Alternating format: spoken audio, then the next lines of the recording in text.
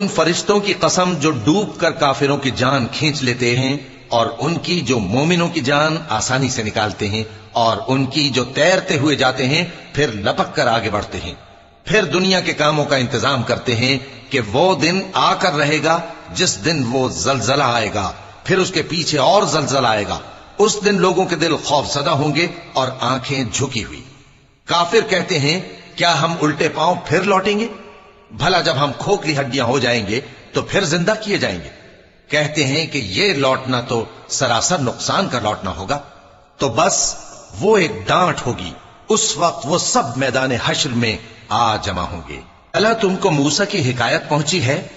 جب ان کے پروردگار نے ان کو پاک میدان یعنی طوٰ میں پکارا اور حکم دیا کہ فرعون کے پاس جاؤ کہ وہ سرکش ہو رہا ہے،